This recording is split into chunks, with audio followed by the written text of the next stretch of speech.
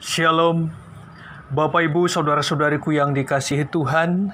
Semoga kita semua tetap dalam keadaan sehat, baik secara jasmani maupun secara rohani. Kebenaran firman Tuhan untuk kita pada ibadah saat ini, sesuai dengan Almanak Gereja Kalimantan Evangelis, yang terdapat dalam Injil Yohanes, pasal 16, ayat 16, sampai ayat yang ke-24. Silakan dibaca di rumah masing-masing. Saya hanya membaca ayat yang ke-16 yang berbunyinya demikian. Tinggal sesaat saja, dan kamu tidak melihat aku lagi. Dan tinggal sesaat saja pula, dan kamu akan melihat aku. Demikian firman Tuhan.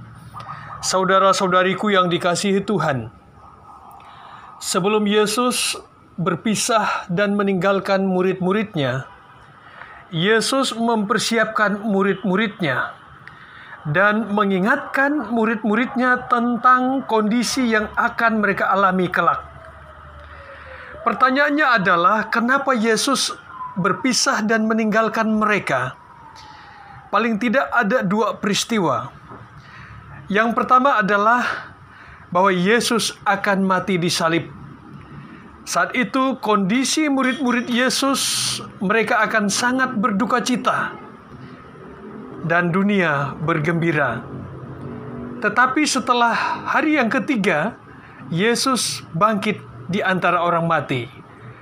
Mereka yang tadinya berduka cita akan berubah menjadi bersuka cita, bergembira, dan penuh kebahagiaan kembali.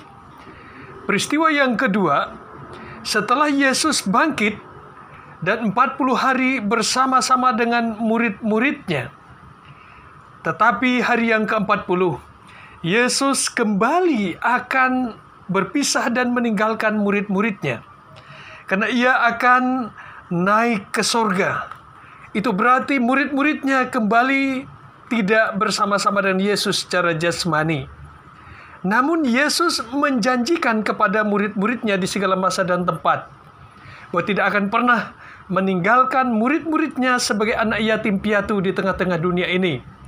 Yesus akan mengirim penolong yang lain, yaitu Roh Penghibur, Roh Kudus.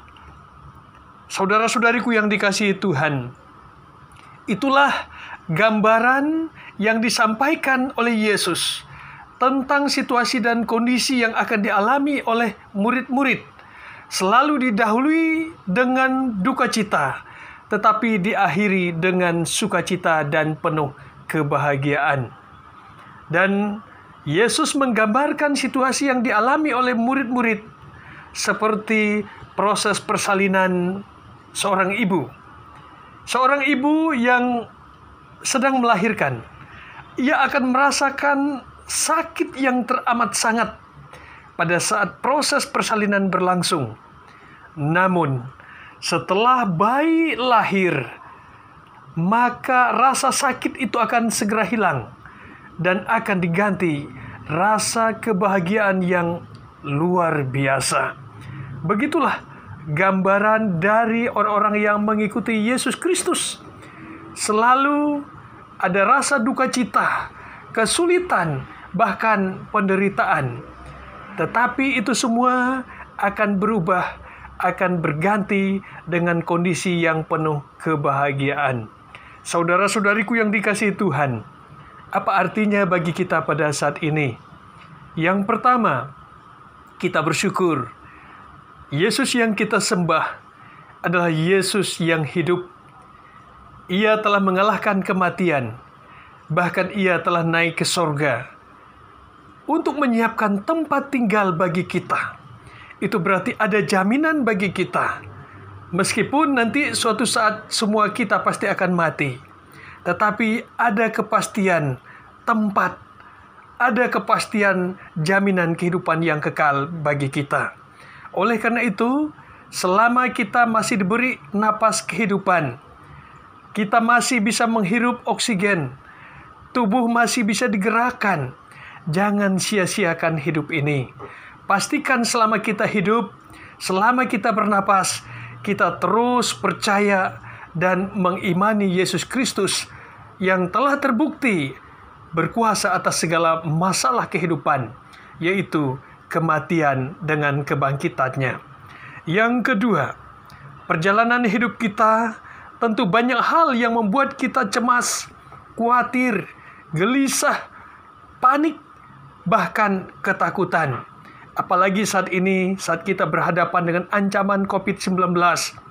Tetapi yang perlu kita ingat sebagaimana firman Tuhan, jangan pernah kita lupa bahwa kita memiliki Allah yang berkuasa atas segala masalah. Allah di dalam Yesus Kristus telah mengutus penolong yang lain di tengah-tengah kita, yaitu Roh Kudus, Roh Penghibur. Roh Kudus itulah yang menguatkan kita, yang memampukan kita. Karenanya semestinya orang-orang yang percaya, orang-orang yang beriman kepada Yesus Kristus, di dalamnya ada Roh Kudus, dan Roh Kudus itu membuat kita untuk tetap tenang, damai, bisa bersyukur, selalu memiliki pengharapan, tetap bisa bersuka cita, tetap selalu memiliki iman yang teguh, meskipun kita berada di tengah-tengah situasi dan kondisi yang serba menakutkan.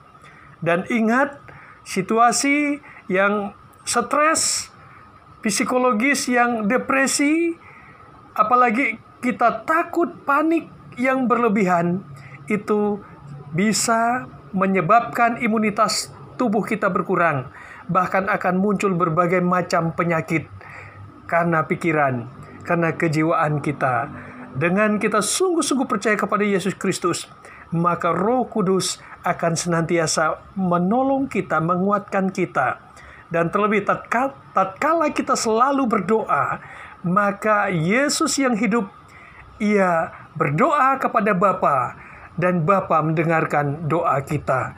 Itulah yang menjadi dasar kenapa setiap pagi dan malam, bahkan setiap waktu, kita tidak boleh putus-putusnya di dalam doa kepada Tuhan kita Yesus Kristus.